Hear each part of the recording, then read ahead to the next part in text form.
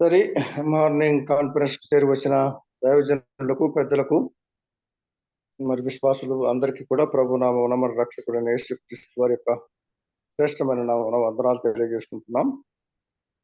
మరి ఈ సమయంలో ఈ కూడికను మనము ప్రారంభ ప్రార్థనతో ప్రారంభించుకుందాం.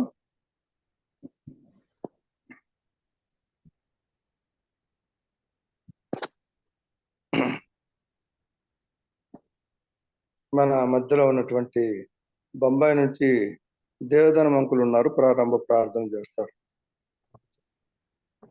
వందనాలమ్మా. చేరి వచ్చిన ప్రతి వారికి ప్రభు అయిన యేసు నామములో వందనాలు తెలియజేస్తున్నాను. ప్రార్థన చేసుకుందాం.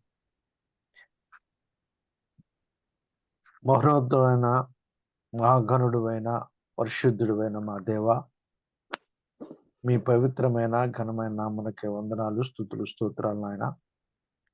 మీ కృపను బట్టి గత దినాలన్నీ మీ కృపారెక్కల నీడ కింద భద్రపరిచారు. ఈ ఉదయమున మీ కృపతో మమ్మల్ని తృప్తిపరచడానికి గాను, అనుదిన ఉదయకాల వాక్య ధ్యానములు ధ్యానించుటకు గాను 4186వ దినానికి మమ్మల్ని నడిపించినందున మీకు స్తోత్రాలు చెల్లిస్తున్నాం. ఇదంతా మీ కృప నాయన. అందరు బట్టి మీకు స్తోత్రాలు. దినములు చెడ్డవి, భయంకరమైనవి, నేడు కనపడి రేపు కనబడని వారిగా ఉంటున్న దినాలు, నీటి బొట్టుగు లాంటి దినాలు ప్రభు. అటువంటి పరిస్థితుల్లో మేము ఉంటుండగా ప్రభా, మీ కృపను బట్టి మాత్రమే సజీవుల గురించి ఈ జూమ్ మీటింగ్లో మమ్మల్ని అందరినీ చేకూర్చినందున మీకు స్తోత్రాలు. ఈ దినమున ప్రియులు ప్రభా, మీ దాసుడు రాత్పూడి ఇజ్రాయల్ అన్న నడిపించడానికి గాను మీరు ఏర్పాటు చేసుకున్నారు. అదే రీతిగా ప్రభా జోసెఫ్ గారిని వాక్య సందేశం కొరకు ఏర్పాటు చేసుకున్నారు. అందరి బట్టి మీ స్తోత్రాలు. ఈ కార్యక్రమం ఆది నుండి అంతం వరకు చక్కగా జరుగుటకు ఎటువంటి టెక్నికల్ ప్రాబ్లమ్స్ కూడా లేకుండా చేయమని, పాడబోయే పాటలను, వాక్య పరిచర్యలను, ప్రార్థనలోను మీ తోడు మాతో ఉంచమని, నిర్విరాముగా మరి ఈ రీతిగా నడిపించడానికి ఒక ప్రత్యేకమైన భారం విదాసును బర్నబాస్ గారి హృదయంలో పుట్టించి కొనసాగిస్తున్నందున మీకు స్తోత్రాలు చెల్లిస్తున్న వారిని, వారి కుటుంబాన్ని, వారి పరిచయం దీవించండి. చేరి వచ్చిన ప్రతి సేవకుని, ప్రతి పెద్దను ప్రభా, ప్రతి పరిశుద్ధుని, పరిచారకుని మీరు దీవించి మహిమ పొందమని, ఇంతవరకు మీరు చూపిన ప్రేమక వందనాలు చెల్లిస్తూ ఇంకా ముందున్న కార్యక్రమాన్ని మీ కృపాస్థాలకు అప్పగించుకుంటున్న కృప చూపని చక్కగా నడిపించి మా అందరికీ ఆశీర్వాదకరంగా ఉంచమని మా ప్రభువును మా రక్షకునైన యేసుక్రీస్తు పరిశుద్ధ నామమున స్తోత్రం చెల్లించి వేడుకొని ప్రార్థన చేస్తున్నాము తండ్రి. ఆమేన్. ప్రార్థన చేసినట్టు దేవదానం అంకుల్ గారికి ప్రత్యేక వందనాలు తెలియజేసుకున్నాం. మార్నింగ్ కాన్ఫరెన్స్ నుంచి వందనాలు. ప్రార్థన అయిపోయినది. పాట పాడేవారు వచ్చారా బర్నబాస్ గారు? వచ్చారన్న, రెడీగా ఉన్నారా? సరే, ఈ సమయంలో గాయకులు మంచి స్వరములెత్తి గలములెత్తి దేవుని మహిమపరుస్తుండగా మనం విందాం. పాట పాడటానికి సహోదరునికి సమయాన్ని అనుగ్రహిద్దాం. అన్న వందనాలన్నా. జయచంద్రరావు అన్న వందనాలు. జయచంద్రరావు అన్న వందనాలు. వందనాలన్న, అందరికి వందనాలన్న. పాట పాడండి అన్న. నా ప్రాణమా యేసు ప్రభుని సన్నుతించుమా,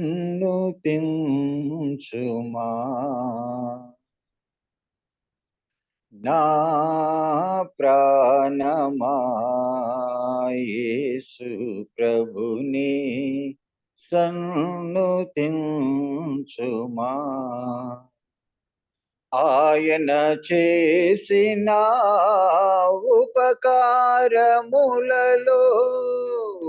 ఆయన చేసిన ఉపకారములలో దేనిని మరువకుమా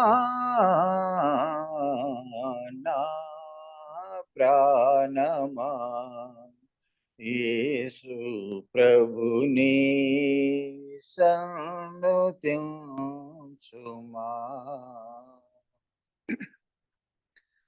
దోషములన్నీ క్షమించినాడు, పాపములన్నీ భరించినాడు. దోషములన్నీ క్షమించినాడు, పాపములన్నీ భరించినాడు. కోపము జూపక శాపము బాపెను, కోపము జూపక శాపము బాపెను. కాపరి అయి మనల కాచేను కాదా, కాపరి అయి మనల కాచేను కాదా నా ప్రాణమా. యేసు ప్రభుని సన్నుతించుమా. సంకటములన్నిటిని సవరించి సమాధి నుండి విమోచించి, సంకటములన్నిటిని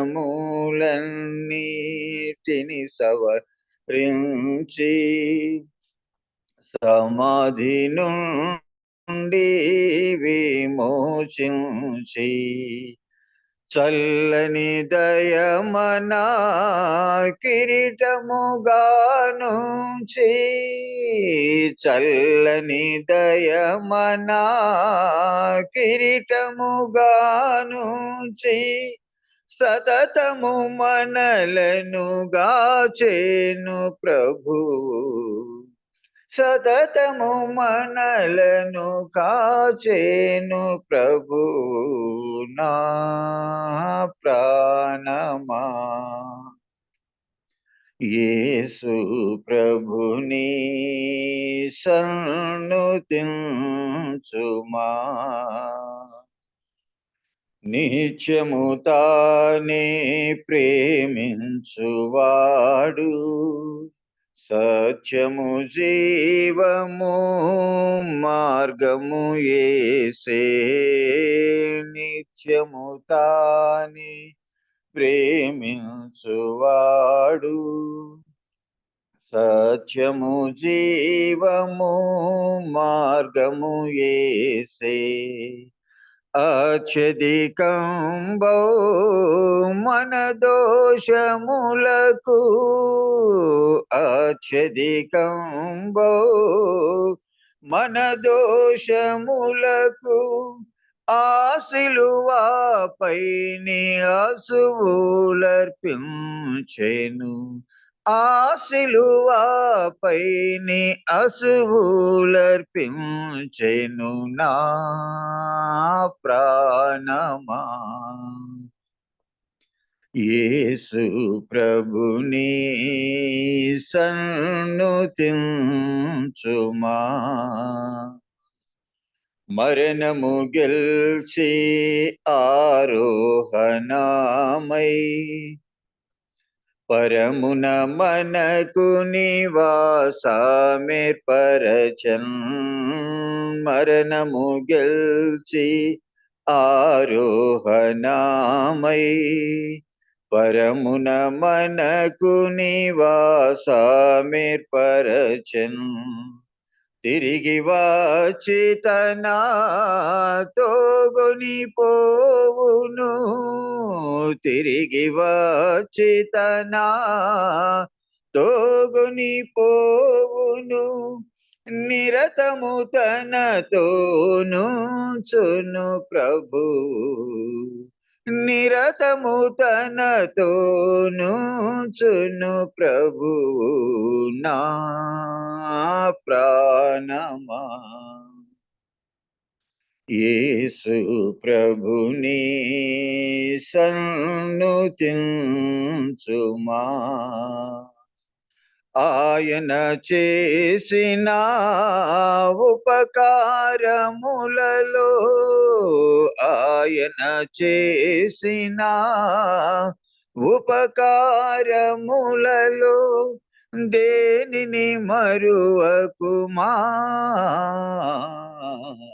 నా ప్రాణమా యేసు ప్రభుని సన్నుతించుమా.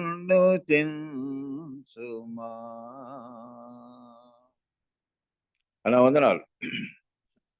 వందనాలన్నా, చక్కటి పాట పాడి వినిపించినటువంటి మరి అన్నగారికి వందనాలు, జయచంద్ర అన్న గారికి. అలాగే మనం చక్కటి సమయానికి చేరి వచ్చాము. మన మధ్యలో జోసెఫ్ గారు పెరంగిపురం నుంచి గుంటూరు జిల్లా, వారు వాక్యం అందించడానికి సిద్ధంగా ఉండగా మన మధ్యలో ఉన్నటువంటి సహోదరులు శ్రీ సుందర్ జాన్ గారు నెల్లూరు నుండి వారు వాక్యం నిమిత్తం ప్రార్థన చేస్తారు. సుందర్ జాన్ అన్న వందనాలు. ప్రార్థన చేయండి. వాక్యం. ప్రేమ కలిగిన ఆయన, జీవము కలిగిన యేసయ్య, పరిశుద్ధుడు అయిన దేవా నీకు స్తోత్రములు నాయన. మహోన్నతుడివి, మహాగణుడు, రక్షకానికి స్తోత్రములు. ఆకాశములు మహాకాశములు పట్టజలను మా దేవానికి స్తోత్రములు తండ్రి. ప్రభు, రాత్రి అంతా మా దేహాలకు మంచి నిద్రనిచ్చావు నాయన, నీకు స్తోత్రములు. తిరిగి నాయన ఉదయకాలం ప్రభు నాయన మార్నింగ్ మనలో చేరి ఉన్నాం ప్రభు. మనందరూ మీరు జ్ఞాపకం చేసుకోండి ప్రభు, నీకు స్తోత్రములు నాయన. రక్షక, ఈ దినము నాయన అధ్యక్షులుగా నడిపిస్తున్నటువంటి దాసులు ప్రభు నాయన, ఇజ్రాయెల్ని చక్కని జ్ఞానం ఇచ్చిన ఆయన, చక్కని ఆలోచన ఇచ్చి చక్కగా జీవులు నడిపించుటకు నీ కృపణ చేసాయి నీకు స్తోత్రములు తండ్రి. పాట పాడినటువంటి దాసుని జయచంద్రాలను మీరు దీవించిన ప్రభు, మంచి స్వరాన్ని ఇచ్చిన స్తోత్రములు. తిరిగి నాయన వాక్యాన్ని సహాయకరంగా నీ దాసుడు ప్రభు నాయన దోసప్పన్న గారు నాయన నీ సిలువు చాటును మరుగుపరిచి ఈ దినము నాయన ఉదయకాలం మాకు ఏ వాక్కులు అవసరమై ఉన్నాయో ఆ వాక్కులు ప్రభు నీ దాసులకు అందించి, నీ దాసులు మాకు అందించి అవి మా హృదయాల్లో విడిచిపెట్టక ఫలింపు దయచేయండి ప్రభు, నీ స్తోత్రములు నాయన. ఫోన్లు ఎటువంటి ఆటంకములు జరగకుండా నీ స్వాధీనంలో ఉంచుకోండి ప్రభు. చేరినటువంటి నీ దాసులందరినీ కూడా మీరు దీవించండి. చేరవలసిన వారిని ఆయన త్వరపెట్టిన ఆయన సకాలంలోకి వచ్చి జీవములో చేరి ప్రభు నీ పరిశుద్ధమైన వాక్కులు వినుటకు నీ కృపను మాకు అనుగ్రహించమని వేడుకుంటున్నాం ప్రభు, నీకు స్తోత్రములు నాయన. వాతావరణాన్ని స్వాధీనంలో ఉంచుకోండి ప్రభు, నీకు స్తోత్రములు తండ్రి. ప్రభు నాయన కూడికను మేము ప్రారంభిస్తుండో నాయన, ప్రారంభము నుంచి ముగింపు వరకు కూడా నాయన మీరు అధ్యక్షులుగా ఉండి జరిగించి మహిమ పొందమని యేసయ్య పరిశుద్ధ నామమును బట్టి ప్రార్థించి బతిలాడి ఏడుకొనిస్తున్నాం తండ్రి. ఆమేన్. ప్రార్థన చేసినటువంటి అన్నగారికి ప్రత్యేక వందనాలు. ఈ సమయంలో మనం కరెక్ట్ సమయానికి మనం వచ్చాము. ఎందుకంటే వాక్యం అందించడానికి దైవజనులు, సేవకులు జోసెఫ్ గారు పెరంగిపురం నుంచి నెల్లూరు, పెరంగిపురం గుంటూరు జిల్లా నుంచి ఉన్నారు. 4186వ దినాన్ని మనం ఈ రీతిగా మనం ప్రతినిత్యం చేరి వస్తున్నాము. కాబట్టి ఈ సమయాన్ని సహోదరులకు మనం అందించి వారి ద్వారా మనం దివ్య వాక్కులను విందాం. అన్న జోసెఫ్ అన్న వందనాలు. 6 గంటల వరకు మీరు సందేశాన్ని అందించండి. మంచిది. మహిమగల దేవునికి మొదటిగా కృతజ్ఞతాస్తుతులు తెలియజేస్తూ ఈ ఉదయకాల సమయంలో ఆయా స్థలాల నుండి ఇలా సహవాసంలో అలాగే దేవుని వాక్యం కొరకు ప్రతిరోజు మీరు ఇలా కనెక్ట్ అవుతున్నందుకే ప్రభుని స్తుతిస్తూ ఈ ఉదయకాలం చేరి వచ్చిన మీ అందరికీ ప్రభు అయిన యేసుక్రీస్తు నామములో హృదయపూర్వకమైన వందనాలు తెలియజేస్తున్నాను. పరిశుద్ధ గ్రంథంలో నుండి యోనా గ్రంథం 1వ అధ్యాయం. యోనా గ్రంథం 1వ అధ్యాయం 8 నుంచి 10 వచనాలు నేను చదువుతున్నాను, గమనించండి. యోనా గ్రంథం 1:8. కాబట్టి వారు అతన్ని చూచి, ఎవరిని బట్టి ఈ కీడు మాకు సంభవించినో, నీ వ్యాపారం ఏమిటో, నీవెక్కడి నుండి వచ్చితివో, నీ దేశమేదో, నీ జనమేదో, ఈ సంగతంతయు మాకు తెలియజేయమనగా అతడు వారితో ఇట్లనెను, నేను హెబ్రీయుడను, సముద్రమునకును భూమికిని సృష్టికర్త అయి ఆకాశమందుండు దేవుడై ఉన్న యెహోవాయందు నేను భయభక్తులు గలవాడనై ఉన్నాను. తాను దేవుని సన్నిధిలో నుండి పారిపోవచ్చున్నట్టు అతడు ఆ మనుషులకు తెలియజేసి ఉండెను కనుక వారు ఆ సంగతి తెలుసుకొని మరింత భయపడిరి. నేను కూడా చిన్న మాట ప్రార్థన చేస్తాను. దయగల మా తండ్రి, పరిశుద్ధ దేవ, మీ పరిశుద్ధమైన, ఘనమైన, ఉన్నతమైన నామాన్ని బట్టి మిమ్మల్ని స్తుతిస్తూ, ఈ ఉదయకాల సమయంలో మేమందరం ఇలాగున ఈ జూమ్‌లో కలుసుకోవటానికి, సహవాసం చేయటానికి మీరు ఇచ్చిన కృపను బట్టి మిమ్మల్ని స్తుతిస్తూ, మీ మాటలు వినాలని మేమంతా ఆశపడుతున్నాం. మానవ స్వరాన్ని మరుగుపరిచి పరలోకం నుండి మీ స్వరాన్ని మాకు వినిపించండి. మా అందరితో మాట్లాడమని యేసుక్రీస్తు ప్రభువారి శ్రేష్టమైన నామంలో ప్రార్థించుచున్నాము తండ్రి. ఆమేన్. మంచిదండి. మరొకసారి ఇలాగున మీతో సహవాసం చేయటానికి, వాక్యంతో పరిచర్య చేయటానికి ప్రభు ఇచ్చిన అవకాశాన్ని బట్టి ప్రభుని స్తుతిస్తూ, మరి ప్రేమతో ఆహ్వానించిన బర్నబాస్ అన్నకి, అలాగే కాన్ఫరెన్స్ లో మీ అందరూ కూడా ప్రత్యేకమైన వందనాలు మరొకసారి తెలియజేస్తున్నాను. వాస్తవానికి నేను ఈరోజు మీకు వేరే సందేశాన్ని అందించాలి అనుకున్నాను, కానీ ఎందుకో దేవుడు దాన్ని అనుమతించలేదు.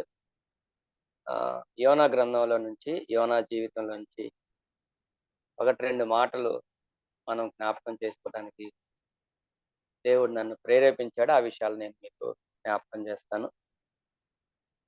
యోనా జీవితం, యోనా గ్రంథం తెలియని విశ్వాసి గాని, సేవకులు గాని, పెద్దలు గాని ఉండరేమో. యోనా గ్రంథం చాలా చిన్నదైన, చాలా విలువైన, స్పష్టమైన, మన జీవితాలకు అవసరమైన మాటలు ఎన్నో ఉన్నాయి. గత సంవత్సరం అంతా ఈ యోనా జీవితంలో నుంచి కొన్ని విషయాల్ని మేము స్థానిక సంఘంలో ధ్యానం చేయడానికి ప్రభు కృప చూపించాడు. యోనా గురించి మనందరికీ తెలుసు కదా. దేవుడు యోనాకు ప్రత్యక్షమై, ఆయన యోనా ప్రవక్త. ఈ యోనా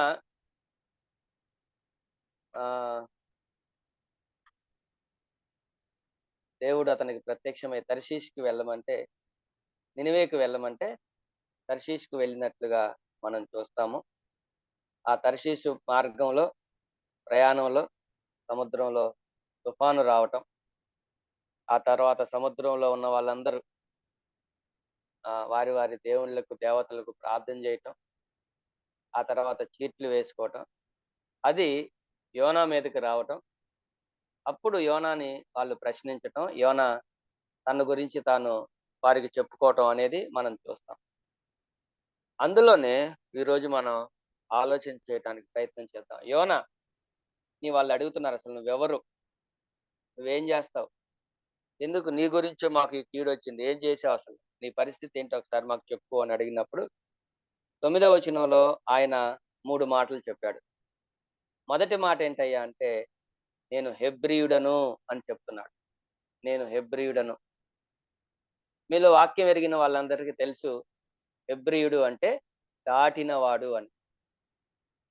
దాటినవాడు అని, మరణములో నుండి జీవములోనికి దాటినవాడు అని. యోహాను మొదటి పత్రిక 5వ అధ్యాయం 24వ వచనంలో, నా మాట విని నన్ను పంపిన వాని యందు విశ్వాసం ఉంచువాడు మరణములో నుండి జీవములోనికి దాటి ఉన్నాడు అని దేవుని వాక్యం చాలా స్పష్టంగా తెలియజేస్తుంది. కాబట్టి ఆయన గురించి ఆయన పరిచయం చేసుకుంటూ మొట్టమొదటిగా చెప్తున్నది ఏంటయ్యా అంటే, నేను హెబ్రీయుడను. అలాగైతే నేను దేవుని బిడ్డని, లేదా నేను రక్షింపబడిన వాడిని, లేదా నేను లోకములో నుండి, పాపములో నుండి, చీకటిలో నుండి, మరణంలో నుండి బయటకు వచ్చిన వాడిని, దాటిన వాడిని అని తనను తాను పరిచయం చేసుకుంటా ఉన్నాడు. రెండవదిగా, నేను అక్కడ నిలబడట్లేదు. రెండవదిగా ఆయన ఏం చెప్తున్నాడు అంటే 9వ వచనంలో, భూమికిని సముద్రమునకును భూమికిని సృష్టికర్త అయ్యుండు దేవుడై ఉన్న యెహోవా అని చెప్తున్నాడు. అలాగైతే ఆయన మాటల్లో ఆయన వాళ్ళకి తెలియజేసుకుంటున్నది ఏంటయ్యా అంటే, నేను సృష్టికర్తను ఎరిగిన వాడిని. ఒక విధంగా చెప్పాలంటే ఆయన మాటలు ఎలా ఉన్నాయంటే, మీకు సృష్టికర్త తెలియదు, మీరు సృష్టిని పూజించేవాళ్ళు, మీరు రకరకాలుగా మీ భక్తి విధానాన్ని కొనసాగించేవాళ్ళు, కానీ నేను సృష్టికర్తను ఎరిగిన వాడిని అని తన గురించి తాను చెప్పుకుంటాడు. నేను హెబ్రీయుడను, నేను సృష్టికర్తను ఎరిగిన వాడను అని చెప్పుకుంటా ఉంటాడు. ఇక మూడవదిగా మనం జ్ఞాపకం చేసుకుంటే అక్కడే మనం నిలబడతాము. నేను యెహోవా యందు నేను భయభక్తులు గలవాడనై ఉన్నాను అని చెప్తున్నాడు. మూడవదిగా యోనా ఏం చెప్తున్నాడంటే తన గురించి తాను చెప్పుకుంటూ నేను దేవునికి భయపడేవాడిని అని చెప్పుకుంటున్నాడు. ఈ మాటనే కొంచెం మనం ఆలోచన చేయటానికి ఈరోజు ప్రయత్నం చేద్దాం. నేను సందేశంలోకి వెళ్లే ముందు ఇలా చెప్పాలనుకుంటున్నాను. చాలాసార్లు మన మాటలకి, మన జీవితాలకి సంబంధమే లేకుండా పోతుంది. నేను హెబ్రీయుడను అని చెప్తున్నాడు. నేను సృష్టికర్తను ఎరిగిన వాడనని చెప్తున్నాడు. నేను దేవునికి భయపడేవాడిని అని చెప్తున్నాడు. హెబ్రీయుడైతే, సృష్టికర్తను ఎరిగిన వాడైతే, దేవునికి భయపడేవాడైతే ఆయన తర్షీషుకి ఎందుకు వెళ్తున్నాడు? నినివే పట్టణానికి కదా దేవుడు వెళ్ళమంది. చూడండి 10వ వచనం. తాను యెహోవా సన్నిధిలో నుండి పారిపోవచున్నట్టు అతడు ఆ మనుషులకు తెలియజేసి ఉండెను. రక్షించబడిన వ్యక్తి, దేవుణ్ణి ఎరిగిన వ్యక్తి, దేవునికి భయపడే వ్యక్తి దేవుని సన్నిధిలోంచి పారిపోతాడా? దేవుని పని చేయకుండా పారిపోతాడా? దేవుని మాట వినకుండా పారిపోతాడా? ఇది నా ప్రశ్న. అలాగైతే ఈ ఉదయకాల సమయంలో మనం బయటకెళ్ళి, అన్యజనుల మధ్యలోకెళ్ళి, లోకంలోకెళ్ళి ఇలాగే చెప్తున్నాం, మేము రక్షించబడ్డాం, మేము సృష్టికర్తను ఎరిగిన వారిం, మేము ఆయనకు భయపడే వాళ్ళం అని చెప్పుకుంటున్నాం. కానీ వాళ్ళు మన మాటలు విని నవ్వాలో ఏడవాలో అర్థం కాక వాళ్ళు కన్ఫ్యూజ్ అవుతున్నారు. ఎందుకంటే మన మాటలకి, మన జీవితానికి పొంతనే లేకుండా పోయింది. మంచిది, ఈ ఉదయకాల సమయంలో ఒక్క విషయాన్ని మనం ఆలోచించేయడానికి ప్రయత్నం చేద్దాం. మనల్ని మనం ఈరోజు ప్రశ్నించుకుందాం. ఎవరినో మనం మోసం చేయలేం కానీ మనల్ని మనం ప్రశ్నించుకుందాం. మన మనస్సాక్షిని అడుగుదాం. మనం నిజంగా దేవునికి భయపడే వారిమేనా? నిజంగా దేవునికి భయపడుతున్నామా? ఆలోచించేద్దాం. అసలు దేవుని భయం మనకుందా? దేవుని భయం ఉంటే మన ప్రవర్తన ఎలా ఉంటుంది? దేవుని భయం ఉంటే మన నిర్ణయాలు ఎలా ఉంటాయి? దేవుని భయం ఉంటే మన ఏమంటారు, మన జీవన విధానం ఎలా ఉంటుందో ఒకసారి మనం ఈరోజు ఆలోచన చేయడానికి ప్రయత్నం చేద్దాం.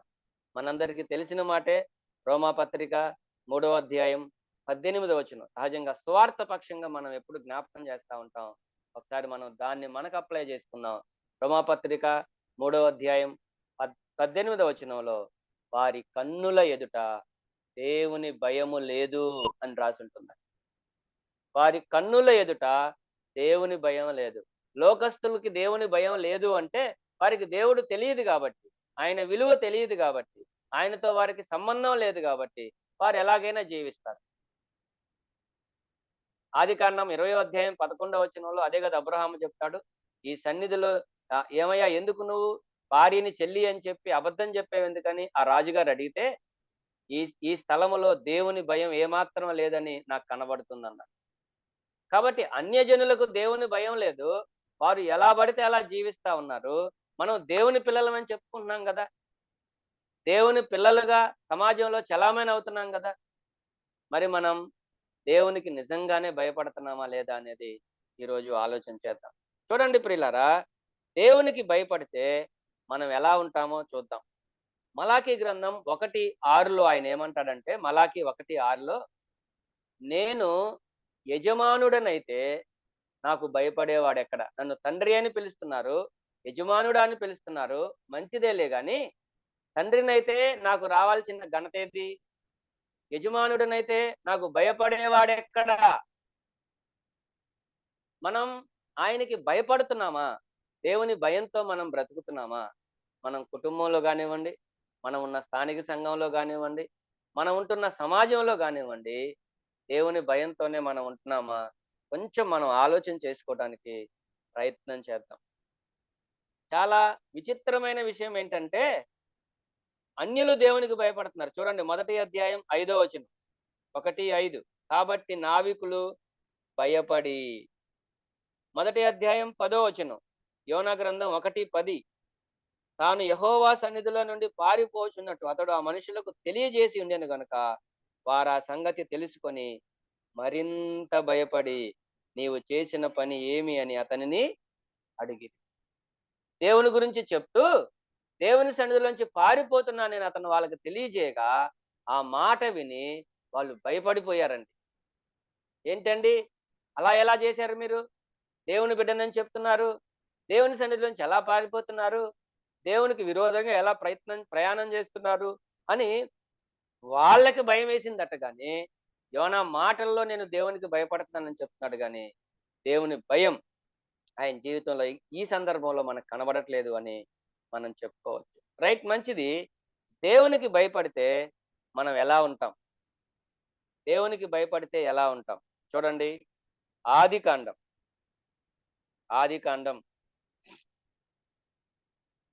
28వ అధ్యాయం. ఆదికాండం 28వ అధ్యాయం 16, 17 వచనాలు చదువుతున్నాను, దయచేసి గమనించండి. ఆదికాండం 28వ అధ్యాయం 16వ వచనం. యాకోబు నిద్ర తెలిసి నిశ్చయముగా యెహోవా ఈ స్థలమందున్నాడు, అది నాకు తెలియకపోయాననుకొని భయపడి, ఈ స్థలము ఎంతో భయంకరము, ఇది దేవుని మందిరమే గాని వేరొకటి కాదు, పరలోకపు గవిని ఇదే అనుకొనెను. మొట్టమొదటిగా మనం జ్ఞాపకం చేసుకుంటే, ఒక వ్యక్తి దేవునికి భయపడితే దేవుని సన్నిధిలో నిర్లక్ష్యంగా ఉండలేదు. మనం దేవుని సన్నిధిలో నిర్లక్ష్యంగా ఉంటున్నామంటే నిజంగా మనకి దేవుని భయం ఉందా? ఇక్కడ మనం చూస్తాము, యాకోబు తండ్రి ఇంటి నుంచి బయలుదేరి పారిపోతున్నాడు కదా. పోతా ఉంటే ప్రియులారు, ఇక్కడ మనం జ్ఞాపకం చేసుకుంటూ ఉండగా ఒక స్థలంలో అతను ఆగటం, అక్కడ పాపం ఆయన పడుకోవటం, అక్కడ దేవుడు అతన్ని దర్శించటం. అది జరిగిన తర్వాత ఇప్పుడు అతను నిద్ర లేచి ఏమంటున్నాడంటే, అమ్మో ఈ స్థలంలో దేవుడు ఉన్నాడు, అది నాకు తెలియకపోయేనే. యెహోవా ఈ స్థలమందున్నాడు, అది నాకు తెలియకపోయేనే అనుకొని భయపడి, ఏదో మామూలు స్థలం అనుకున్నాడు, ఖాళీ స్థలం అనుకున్నాడు, కాసేపు పడుకున్నాడు. దేవుడు అతన్ని దర్శించగానే గడగడలాడిపోయాడండి. అయ్యో, ఇక్కడ దేవుడు ఉన్నాడు, అది నాకు తెలియలేదే. అంటే అర్థం ఏంటయ్యా అంటే, దేవుని సన్నిధిలో మనం జాగ్రత్తగా ఉండాలి. మామూలుగా ఎక్కడో ఉన్నట్లుగా దేవుని సన్నిధిలో ఉండకూడదు. అలాగైతే అంతకుముందు నిర్లక్ష్యంగా ఉన్నాడు, అంటే సాధారణంగా ఉన్నాడు. ఎప్పుడైతే ఇక్కడ దేవుడు ఉన్నాడని అర్థమైందో, దేవుని సన్నిధి ఉందని అర్థమైందో, భయపడిపోయాడు. ఇది దేవుని మందిరం, ఇది దేవుని సన్నిధి.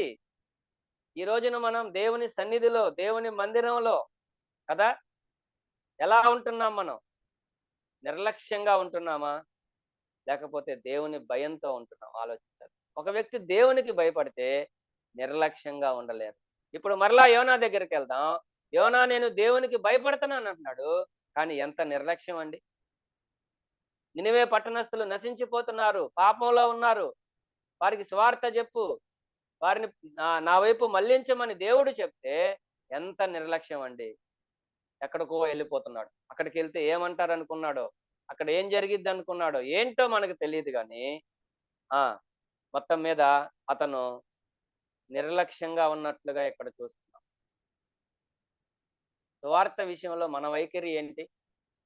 ఒకప్పుడు మన సంఘాలు సువార్త పట్ల ఎంత భారాన్ని కలిగి ఉండే వాళ్ళము, నశించే వారి కోసం ఎంతగా ప్రయాసపడే వాళ్ళమే. కానీ రాను రాను సువార్త విషయంలో మనం నిర్లక్ష్యంగా ఉండట్లేదా? దేవుని పని విషయంలో నిర్లక్ష్యంగా ఉండట్లేదా? దేవుని సన్నిధిలో నిర్లక్ష్యంగా ఉండట్లేదా? దేవుని కార్యాల విషయంలో నిర్లక్ష్యంగా ఉండట్లేదా? మలాకి 1:6 అంటాడు, నా నామమును నిర్లక్ష్య పెట్టు యాజకులారా. దేవుని పనిని, దేవుని సన్నిధిని నిర్లక్ష్య పెడుతుంది సాధారణ విశ్వాసులు కాదట. అంటే వాళ్ళకు కూడా ఉంది, కానీ ఎక్కువగా ఇక్కడ దేవుడు మాట్లాడుతున్నాడు, నా నామమును నిర్లక్ష్య పెట్టు యాజకులారా, సేవకులారా, పెద్దలారా, నాయకులారా, మీరు చెప్తున్నారు కానీ మీరే నా నామాన్ని నిర్లక్ష్య పెడుతున్నారు.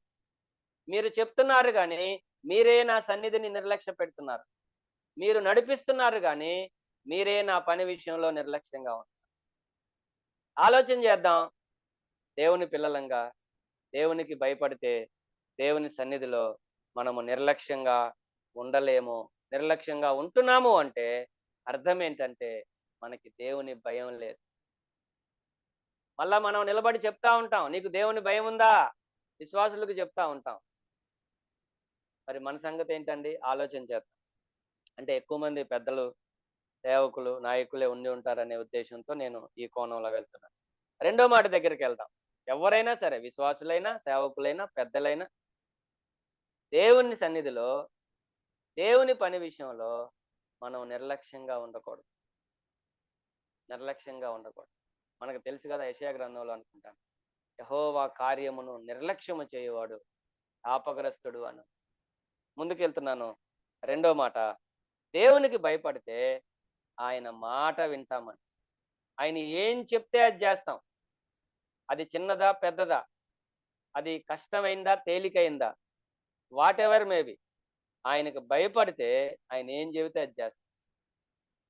చూడండి, ఆదికాండం 22వ అధ్యాయం, ఆదికాండం 22వ అధ్యాయం 12వ వచనాన్ని చదువుతున్నాం. ఆదికాండం 22:12. అప్పుడు ఆయన, ఆ చిన్నవాని మీద చెయ్యి వేయకము, అతని నేమీ చేయకము, నీకు ఒక్కడై ఉన్న నీ కుమారుని నాకియ్య వెనుక తీయలేదు గనక నీవు దేవునికి భయపడువాడు అని ఇందువలన నాకు కనబడుతున్నది. దేవదూత చెప్తున్నాడు వచ్చి. మనందరికీ తెలుసు, అబ్రహాముని దేవుడు తన కుమారుని బలిమ్మని అడిగాడు. ఇదేం చిన్న విషయం కాదు. దీని గురించి మనం తెగ మాట్లాడుకుంటా ఉంటాం. అబ్రహాముని దేవుడు తన కుమారుని బలి అడిగితే అతను ఇవ్వటానికి వెళ్ళాడు, వెనుతీయలేదు అని మనం ప్రసంగాలు కూడా చేస్తూ ఉంటాం. కానీ ఒకసారి మనం ప్రాక్టికల్గా ఆలోచన చేద్దాం. ఒకవేళ దేవుడు ఈరోజే, ఈ కాన్ఫరెన్స్ అయిపోయిన తర్వాత, లేదా ఈరోజు సాయంత్రం కానివ్వండి, మనతో, బాబు నీ కొడుకునో నీ కూతురునో దహన బలిగా నాకు ఇవ్వు అని ఒకవేళ అడిగాడు అనుకోండి, ఏంటి మన పరిస్థితి చెప్పండి? మీరు చాలా మేధావులు అంటారు, ఏం బ్రదర్ ఏం మాట్లాడుతున్నారు మీరు, కొత్త నిబంధనలో ఉన్నాం మనం, మనకు బలులు ఎక్కడవి అని. బలులు లేవులేండి. ఒకవేళ అడిగితే మన రెస్పాన్స్ ఎలా ఉంటుంది? మనల్ని పరీక్షించటానికి. పాత నిబంధనలోనైనా నరబలి ఆయన ఏం కోరలేదు. జస్ట్ అది అతన్ని పరీక్షించటానికి జరిగినటువంటి ఒక ప్రక్రియ మనందరికీ తెలుసు. మనల్ని, మన విశ్వాసాన్ని కూడా పరీక్షించటానికి ఒకవేళ దేవుడు ఇలాంటిది అడిగాడు అనుకోండి, ఏంటి మన రియాక్షన్ ఎలా ఉంటుంది చెప్పండి?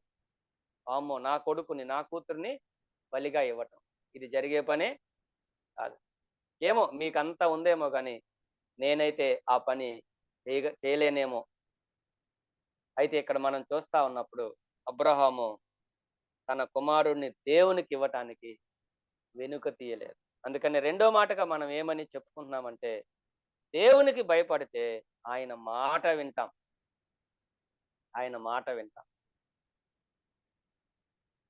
కానీ దేవుడు మన గురించి ఆయన మాట్లాడవలసి వస్తే ఆయన చాలా బాధతో చాలా విషయాలు ఆయన తెలియజేస్తా ఉన్నాడు. ఇర్మియా గ్రంథంలో ఆయన ఇలా మాట్లాడుతున్నాడు. అదేంటయ్యా అంటే, మన పితరులైనటువంటి ఇశ్రాయేలీలతో ఆయన మాట్లాడుతూ ఏమని చెప్తున్నాడయ్యా అంటే, నా మాట వినకపోవటం బాల్యము నుంచి మీకు వాడుకైపోయింది, అలవాటైపోయింది. ఆయన చెప్తున్నాడు, చాలా మంది మాట్లాడుతున్నారు, దేవుని వాక్యం వింటున్నాం, కానీ వాక్య ప్రకారం జీవించట్లేదు. అందుకనే ప్రభు చెప్తున్నాడు, నా మాట వినకపోవటం అనేది మీకు బాల్యము నుంచి వాడుకైపోయింది అని చెప్తున్నాడు. అలాగైతే ప్రియులారా, ఇక్కడ మనం ఆలోచన చేస్తా ఉండగా దేవునికి భయపడితే తప్పకుండా మనం ఆయన మాట వినాలి, ఆయన చెప్పినట్లు చేయాలి. ఇంకా వేరే ఆప్షన్ ఏమి ఉండకూడదు. మనం ఆయన మాటను మార్చకూడదు, ఆయన మాటను మనం తప్పించుకోకూడదు. కానీ ఆయన ఏం చెప్తే అది మనం చేయాలి. ఈ విషయంలో మనం నిజంగా తప్పిపోతున్నామేమో, ఈ విషయంలో మనం లోటు కలిగి ఉన్నామేమో, ఒకసారి దేవుడు మనతో మాట్లాడుతూ ఉండగా మనల్ని మనం పరిశీలించుకుందాం, మనల్ని మనం సరిచేసుకుందాం, ఈ విషయంలో మార్పు చెందుదాం. నాకు ఆ రెఫరెన్స్ గుర్తు రాలేదు, ఒకవేళ మీకు తెలిస్తే మీరు రాసుకోండి. అయిపోయేలోపు ఒకవేళ గుర్తొస్తే తెలియజేస్తాను. ఇర్మియా గ్రంథంలో అదే, నా మాట వినకపోవటం బాల్యము నుండి మీకు వాడుకాయను అని ఉంటుంది. మూడో మాట దగ్గరికి వెళ్దాం. దేవుని మాట వింటే దేవుని సన్నిధిలో నిర్లక్ష్యంగా ఉండలేము, ఒకటి. రెండవది, దేవునికి భయపడితే దేవుని మాట వినకుండా ఉండలేము. 4వ అధ్యాయం, అపోస్తలుల కార్యముల గ్రంథం 4వ అధ్యాయం 19వ వచనం కూడా చూద్దామా? అపోస్తలుల కార్యముల గ్రంథం 4వ అధ్యాయం 19వ వచనం. అందుకు పేతురు యోహానును వారిని చూచి, దేవుని మాట వినుట కంటే మీ మాట వినుట దేవునికి ఇష్టమా, దేవుని దృష్టికి న్యాయమా? మీరే చెప్పుడి, మేము కన్న వాటిని విన్న వాటిని చెప్పక ఉండలేమని వారికి ఉత్తరం ఇచ్చాను. ఇక్కడ జరిగిన సంగతి మనకు తెలుసు. అపోస్తులను పట్టుకొని ఆనాటి అధికారులు, మీరు యేసు ప్రభు గురించి చెప్పడానికి వీల్లేదు అన్నప్పుడు వాళ్ళు మాట్లాడుతున్నది ఏంటయ్యా అంటే, మేము ఎవరి మాట వినాలి?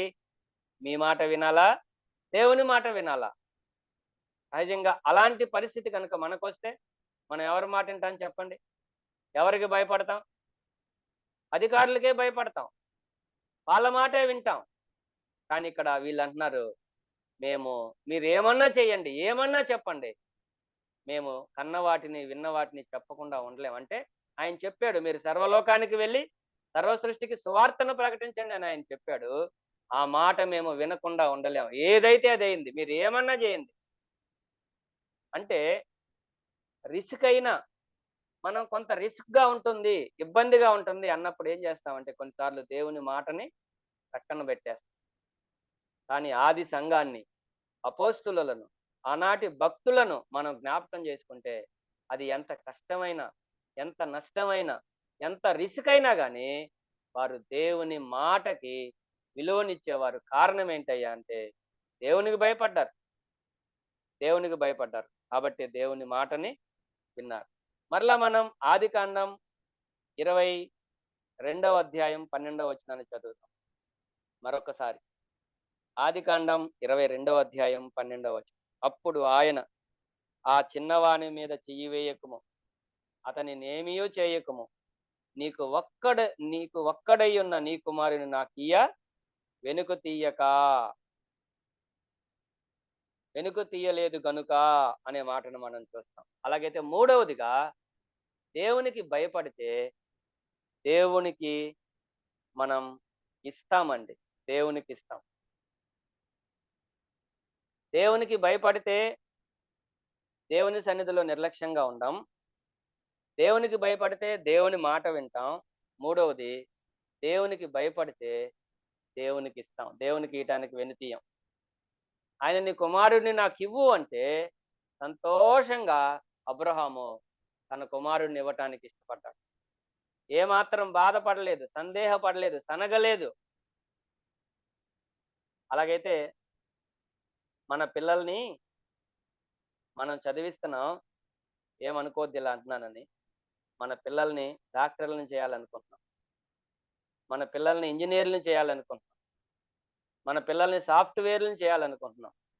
ఎందుకని మన పిల్లల్ని దేవుని పని కొరకు మనం అప్పగించాలనుకోవట్లేదు? ఒకవేళ దేవుడు మన పిల్లల్ని తన సేవ కోసం అడిగితే, ఏమండి మీ అబ్బాయిని, మీ అమ్మాయిని దేవుడు తన సేవ కోసం అడిగితే ఇవ్వగలరా వెనుక తీయకుండా? చాలా విచిత్రం ఏంటంటే, కొంతమంది యవనస్తులు నాతో పంచుకుంటా ఉంటారు, అన్న నాకు దేవుని పని చేయాలని భారం ఉంది, కానీ మా అమ్మ నాన్న ఒప్పుకోవట్లేదు. అరే, నిన్ను చదివించింది ఎందుకురా? సేవ చేయటానికి కాదు, ఉద్యోగం చేయటానికి. నిన్ను చదివించింది ఎందుకు? ఆత్మలు సంపాదించడానికి కాదు, ఆస్తులు సంపాదించడానికి. సేవల్లో ఏం లేదు, తర్వాత సంగతులే, కానీ ముందు నీ పనిలో నువ్వు వెళ్ళు అన్నారు. అంటే దేవుని చిత్తం, దేవుని పిలుపు, భారం వారిలో ఉంటే గనక తప్పకుండా అలాంటి వారిని మనం దేవుని పని కోసం ఇవ్వటానికి ముందుకెళ్ళాలి.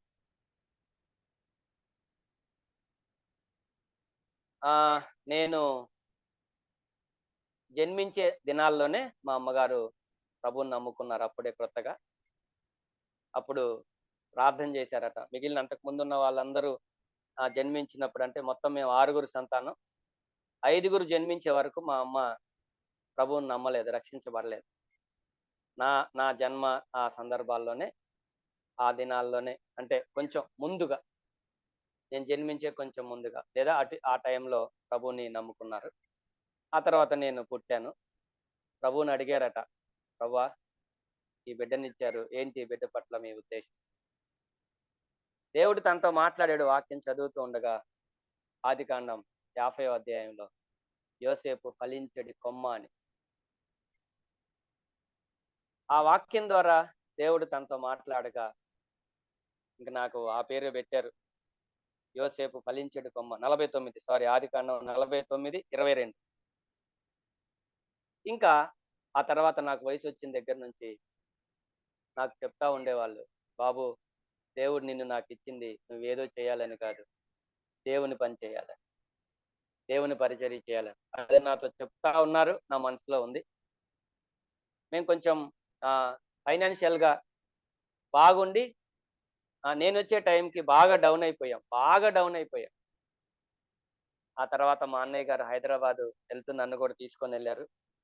అక్కడ నుంచి బెంగళూరు కూడా వెళ్ళాం. చాలా మంచి పని దేవుడిచ్చాడు. అప్పుడే బాగా డబ్బులు సంపాదిస్తున్నాం. ఈ మాటలు నా మనసులో ఉన్నప్పటికీ నేను మా అన్నయ్య అనుకున్నాం, మనం బాగా డబ్బులు సంపాదించాలి, మరలా మనం మొదటి స్థానానికి రావాలి, పోగొట్టుకున్నవన్నీ మరలా మనం సంపాదించుకోవాలి అనే దృక్పథంతో వెళ్తూ ఉండగా, బెంగళూరులో ఉండగా దేవుడు నన్ను సేవకు పిలిచాడు. దేవుడు నన్ను సేవకు పిలిస్తే అప్పటికి మా నాన్నగారు లేరు, చనిపోయారు. అన్నయ్య గారికి చెప్పాను, దేవుడు నన్ను తన సేవకు పిలుస్తున్నాడు అంటే ఆయన ఏమాత్రం వెనుక ఆలోచించకుండా సంతోషంగా దేవుని పని చేయడానికి ఒప్పుకున్నారు. 2017లో నేను ప్రభు పిలుపునందుకొని పరిచర్యకు వచ్చాను. అప్పటి నుంచి ప్రభు పరిచర్యలో కొనసాగటానికి ప్రభు కృపనిచ్చారు.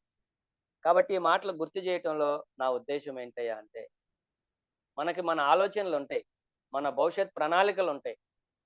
కానీ మన పట్ల దేవుని చిత్తం ఏంటో మనం గుర్తించి, దేవుడు మనల్ని కానీ, మన పిల్లల్ని కానీ, మన వస్తు వాహనాలను కానీ, అది ఏదైనా కావచ్చు, దేవుడు మనల్ని ఏదైనా అడిగితే ఆయనకి ఇవ్వటానికి మనం వెనుకాడకూడదు. నాకు చాలా ఆశ్చర్యం వేసింది. చూడండి ఒకసారి రోమాపత్రిక 8వ అధ్యాయానికి. రోమాపత్రిక 8వ అధ్యాయం 32వ వచనం మనందరికీ బాగా తెలిసిన మాట. రోమా 8:32. తన సొంత కుమారుని అనుగ్రహించుటకు వెనుక తీయక మనందరి కొరకు ఆయనను అప్పగించిన వాడు. తండ్రి అయిన దేవుడు మానవాళిని ప్రేమించి, ఇలా చెప్పుకున్నాం, మనల్ని ప్రేమించి మన కోసం బలిగా,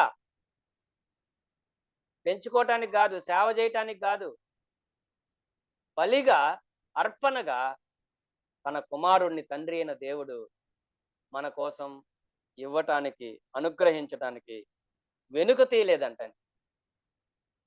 మనం సేవకీయటానికి వెనుకాడుతున్నాం, లేదా దేవుని పనికి ఇవ్వటానికి ఏదైనా మన దగ్గర ఉంటే వెనకాడుతున్నాం, కానీ తన కుమారుణ్ణి బలిగా ఇవ్వటానికి తండ్రి అయిన దేవుడు వెనుక తీయలేదు. కాబట్టి ఆలోచన చేద్దాం. దేవుడు అడిగితేనే, మన సొంత అభిప్రాయాల ఆలోచనలు కాదు. దేవుడు అడిగితే అది ఏదైనా సరే, అది వ్యక్తి అయినా, అది వస్తువైనా, అది వాహనమైనా, అది ఏదైనా సరే దేవునికి ఇవ్వటానికి మనం వెనుకాడకూడదు. ఇలా చెప్పుకొని ముందుకెళ్దాం. ఆయనే కదండి మనకి ఏది ఇచ్చినా, అవునా? పిల్లల్ని ఇచ్చిన ఆయనే, ఉద్యోగం ఇచ్చిన ఆయనే, వస్తువులు ఇచ్చిన ఆయనే, వాహనాలు ఇచ్చిన ఆయనే. అసలు మనకున్నది ఏదైనా ఆయన ఇచ్చిందే కదా. మరి ఆయన ఇచ్చింది ఆయనకి ఇవ్వటానికి ఎందుకు మనం వెనుక తీస్తున్నాం? Something wrong. అంటే దేవుని భయం లేదేమో. జస్ట్ మనల్ని మనం ఒకసారి పరిశీలన చేసుకుందాం. మంచిది, ముందుకెళ్తున్నాను నేను. దేవునికి భయపడితే ఆయన సన్నిధిలో నిర్లక్ష్యంగా ఉండలేం. దేవునికి భయపడితే ఆయన మాట వింటాం. దేవునికి భయపడితే ఇలా చెప్పాలనుకున్నాను, దేవునివి దేవునికి ఇస్తాం. మనం ఇయట్లేదు ఆయనకి, ఆయనవే ఇచ్చేది. ఉదాహరణకి మనకి దేవుడు సంపాదన ఇచ్చాడు, ఉద్యోగం ఇచ్చాడు. పాత నిబంధనలో 10వ భాగము యెహోవాది అని ఉంటది, లేవియాకాండం. సరే, క్రొత్త నిబంధనలో ఉన్నాం, ఇప్పుడు 10వ భాగం లేదు కానీ వర్ధిల్లిన కొలది అని ఆయన చెప్పాడు. ఏది ఏమైనప్పటికీ దేవుని భాగం, దేవుని సొమ్ము, దేవునిది దేవునికి ఇవ్వాలండి. ఆయనది ఆయనకి ఇవ్వటానికి ఎందుకు మనం ఆలోచిస్తున్నాం? ఆలోచన చేద్దాం. కాబట్టి మనం ఇచ్చేది ఏదైనా మనది కాదు, ఆయనదే. పాత నిబంధనలు ఎలా చెప్పాడు? నీ జ్యేష్ఠ కుమారుణ్ణి యెహోవాకి నువ్వు అప్పగించాలి. కాబట్టి మన ప్రయారిటీ దేవునికే ఉండాలి అన్ని విషయాల్లో. మంచిది. దేవునికి భయపడితే ఆయన ఏమిస్తాడో జస్ట్ అలా కీర్తనల గ్రంథంలో నుంచి 2-3 మాటలు మనం జ్ఞాపకం చేసుకొని ముగింపుకొద్దాం. దేవునికి భయపడితే మనం ఏం చేస్తామో, మనం ఎలా ఉంటామో చూసాము. ఇప్పుడు దేవునికి భయపడితే అలాంటి వారికి, దేవునికి భయపడే వారికి దేవుడు ఏం చేస్తాడు, లేదా దేవుడు ఏమి ఇస్తాడో ఒక్కసారి మనం ఆలోచన చేసుకొని నేటి ధ్యానాన్ని ముగింపు చేద్దాం. చూడండి, కీర్తనల గ్రంథం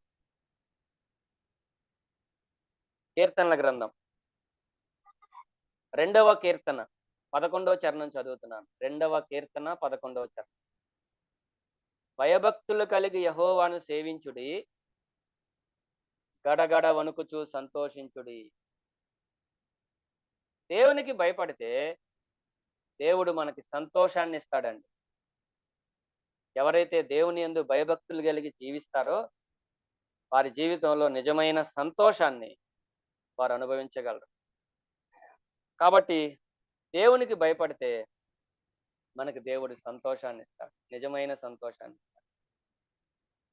ఇలా చెప్పుకున్నాం. దానికి ఆపోజిట్ గా దేవునికి భయపడకపోతే మనకి సంతోషం ఉండదు, కానీ దుఃఖమే మిగిలి. అన్నీ ఉంటాయి కానీ సంతోషం ఉండదు. 2వ మాట దగ్గరికి వెళ్తున్నాను. 2వ మాట దగ్గరికి 31వ కీర్తన 19వ చరణం చదువుతున్నాను. చూడండి, 31:19. నీ యందు భయభక్తులు గల వారి నిమిత్తము నీవు దాచి ఉంచిన మేలు ఎంత గొప్పది, నరుల ఎదుట నిన్ను ఆశ్రయించిన వారి నిమిత్తము నీవు సిద్ధపరిచిన మేలు ఎంత గొప్పది. భలే రాశాడండి కీర్తనకారుడు. 2 మాటలు చెప్పాడు, ఒకే మాట గురించి 2 పదాలు వాడాడు. అదేంటయ్యా అంటే, దేవుని యందు భయభక్తులు గల వారి నిమిత్తము ఆయన సిద్ధపరిచిన మేలుందట, దాచిపెట్టిన మేలుందట. దేవునికి భయపడే మన కోసం ఆయన సిద్ధపరిచాడండి మేలు. మాత్రమే కాదు, దాన్ని దాచిపెట్టాడు మనకి ఇవ్వాలని. సిద్ధపరిచాడు, దాచిపెట్టాడు. జాగ్రత్తగా దాచిపెట్టడం అంటే తెలుసు కదా, మళ్ళీ దాన్ని ఎవరికి ఇవ్వటానికి లేదు, అది మన కోసం పక్కన పెట్టాడు. బర్నబాస్ అన్నదే, దేవదానం గారిదే, జోసఫ్ది. ఎవరి మేలు వారిదే సిద్ధం చేసి దాచిపెట్టి పెట్టాడు. ఇప్పుడు అది మనకి ఎప్పుడు ఇస్తాడు? అది కదా, ఎవరికి ఇస్తాడు అంటే దేవునికి భయపడేవారి. దేవుని యందు భయభక్తులు కలిగి ఉంటే మన కోసం సిద్ధపరిచింది ఉంది, మన కోసం దాచిపెట్టింది ఉంది. దాన్ని దేవుడు మనకి ఇవ్వాలని కూడా అనుకుంటున్నాడు. కానీ దేవుని భయం లేని కారణం చేత దేవుని మేలుని మన జీవితంలో మనం అనుభవించలేకపోతున్నాం. అది ఏదైనా కావచ్చు, ఆత్మ సంబంధమైంది కావచ్చు, భౌతిక సంబంధమైంది కావచ్చు, ఏదైనా కావచ్చు. ఆయన దాచిపెట్టాడట. అలాగే చూడండి, 115వ కీర్తన 115వ కీర్తన 115వ కీర్తన 13వ చరణం. 115:13. పిన్నలనేమి పెద్దలనేమి తన యందు భయభక్తులు గలవారిని యెహోవా ఆశీర్వదించును. ఆశీర్వాదాల కోసం మనం ప్రార్థన చేయాల్సిన పని లేదు, ఆశీర్వాదాల కోసం మనం వెంపర్లాడాల్సిన పని లేదు. ఆశీర్వాదాల కోసం మనం యాకోబులాగా ఎవరిని మోసం చేయాల్సిన పని కూడా లేదు. సూత్రం ఒకటే, దేవుని యందు భయభక్తులు కలిగి మనం గనక ఉండగలిగితే దేవుడు మనల్ని ఆశీర్వదిస్తాడు, సంతోషంతో నింపుతాడు, సిద్ధపరిచి దాచిపెట్టిన మేలుని మనకిస్తాడు. అంతేకాదు ఆశీర్వాదాన్ని ఆయన ఇస్తాడు. ఆశీర్వాదం అనే పదం పాత నిబంధనలో భౌతిక సంబంధమైనదైతే కొత్త నిబంధనలో ఆత్మ సంబంధమైనది. ఆశీర్వాదాన్ని గురించి మనం 2 మాటలు చెప్పుకోవచ్చు.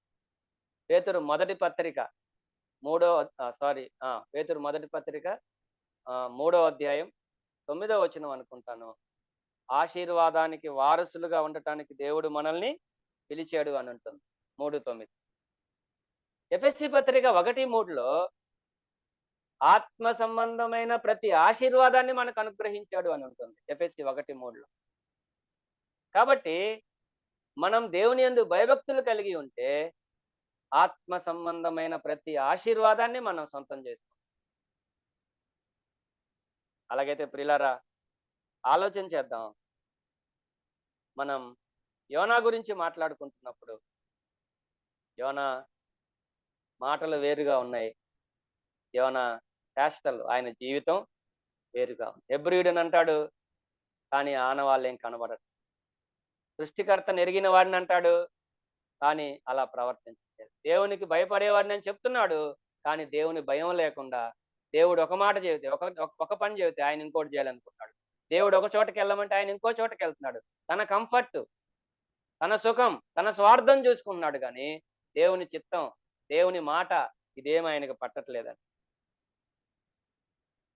అలాగైతే ఇక్కడ మనం జ్ఞాపకం చేసుకుంటూ ఉండగా ఆలోచన చేద్దాం. ఇదే కీర్తనల గ్రంథంలోంచి 2 లేదా 3 వాక్య భాగాలు వివరించను, కానీ జస్ట్ అలా చదివేసి నేను ముగిస్తాను. కీర్తనల గ్రంథం 5వ కీర్తన 7వ చరణం, 5వ కీర్తన 7వ చరణం 2వ భాగం.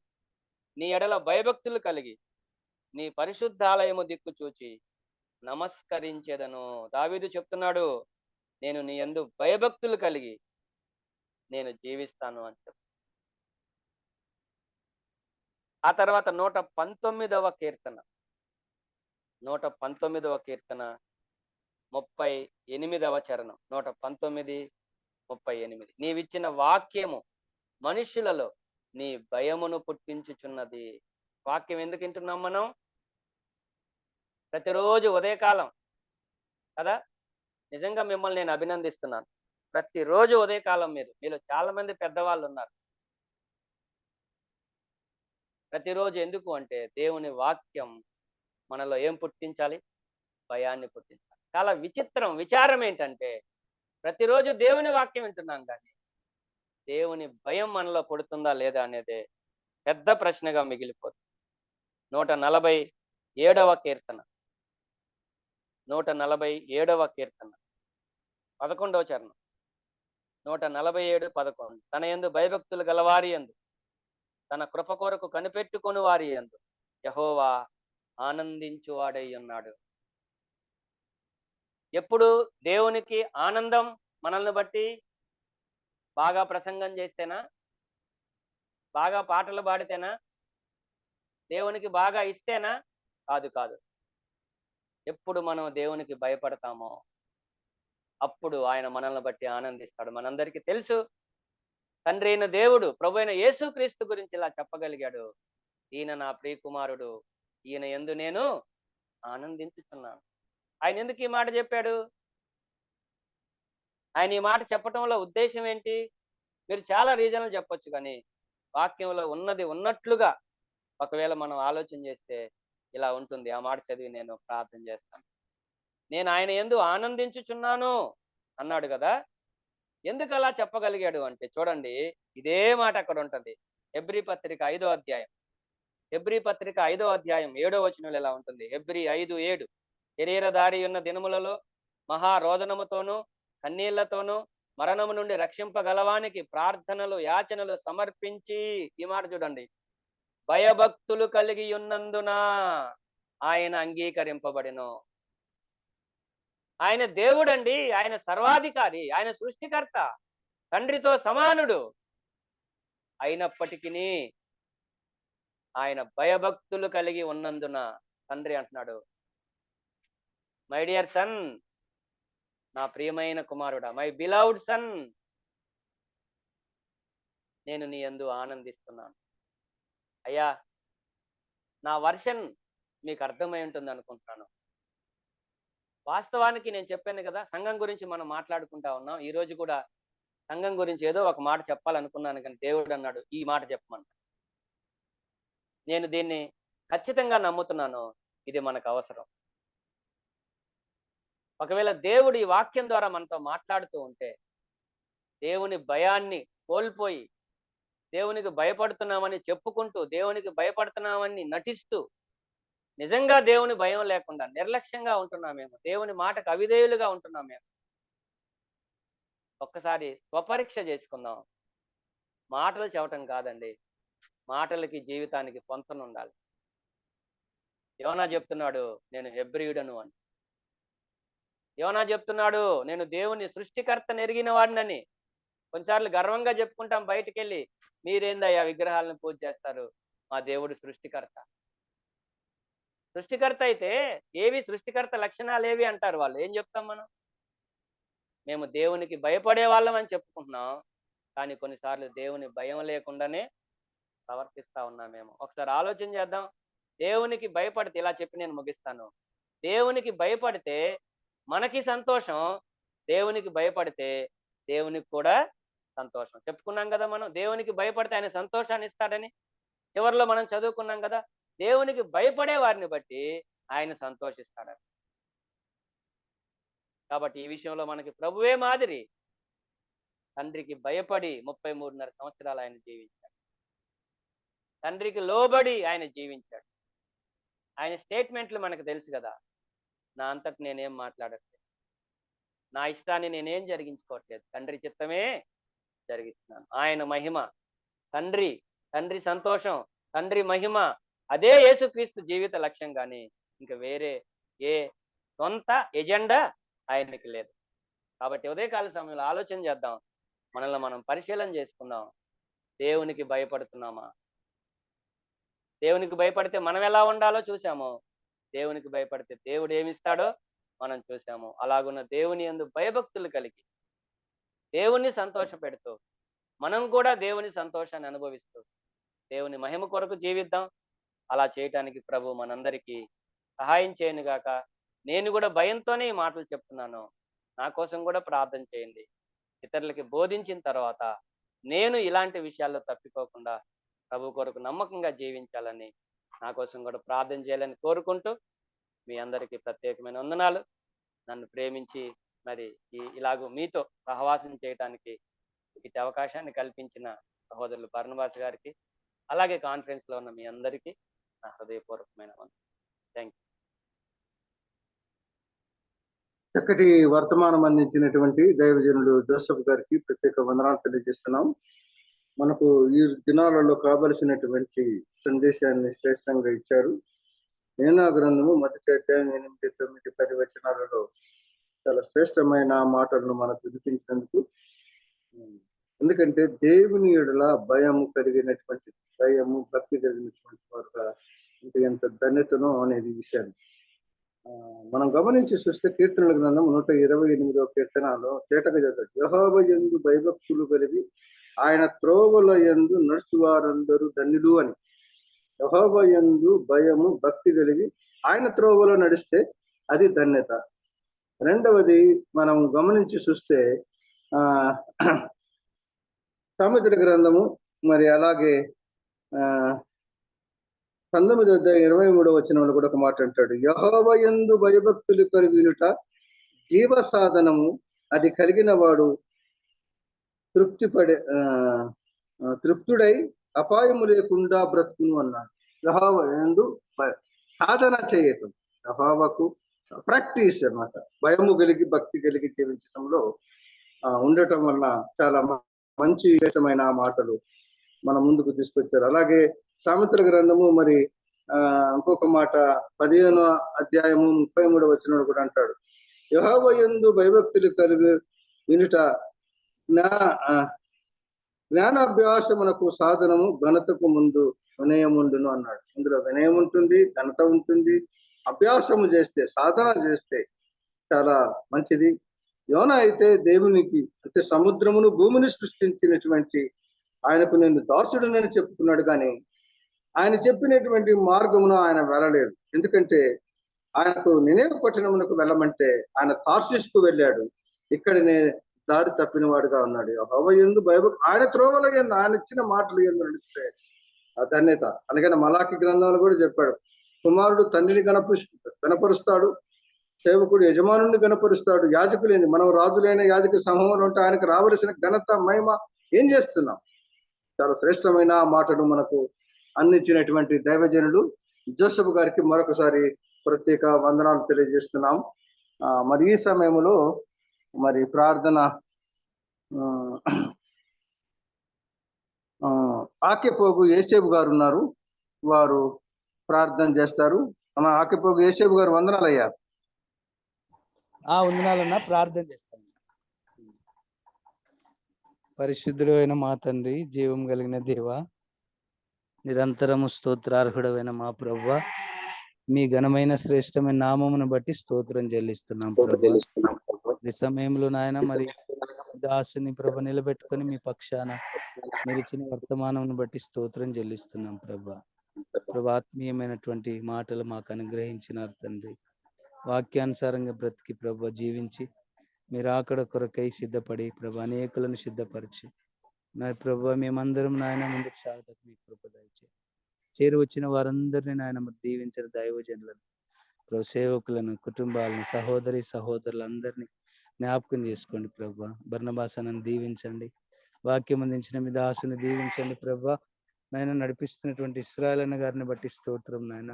వారి కుటుంబాన్ని, సంఘమును దీవించమని, ఇదిగో ఈ దినమంతా నాయన మీ చిత్తానుసారంగా మమ్మల్ని నడిపించి మహిమా ఘనత ప్రభావాలు పొందుకునమని మా ప్రభా.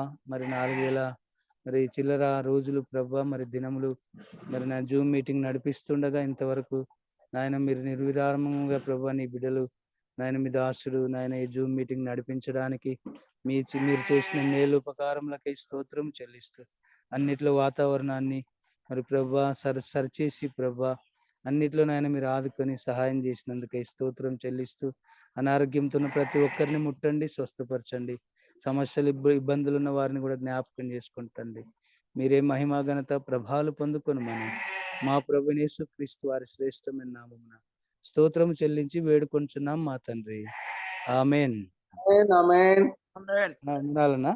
ప్రారంభ ప్రార్థన చేసినట్టు దేవదానం అంకుడు గారికి, అలాగే చక్కటి పాట పాడి వినిపించినటువంటి జయచంద్ర గారికి, అలాగే చక్కటి వర్తమానం అందించినటువంటి మనకు భయము భక్తి కలిగి జీవించవలసినటువంటి సందేశాన్ని ఇచ్చిన జోసెఫ్ గారికి, అలాగే చివరి ప్రార్థన చేసినటువంటి మరి యేసేబు గారికి మరి ప్రత్యేక తెలియజేస్తున్నాం. ఈ సమయంలో మరి 4186వ దినం మనం ఏ రీతిగా కూడుకున్నాం, దేవుడు ఆశీర్వదించి ఈ కార్యక్రమాన్ని జరిగిస్తున్న దేవుని సేవకుడు బర్నబాస్ గారికి కూడా వారి కుటుంబం కొరకు, ఆయన చేస్తున్న పరిచర్య కొరకు ప్రార్థన చేస్తూ నాకు ఇచ్చిన ఈ అవకాశమును బట్టి దేవునికి స్తోత్రాలు చెల్లిస్తూ ఈ సమయాన్ని ఆయనకు అప్పచెబుతున్నాం. Over to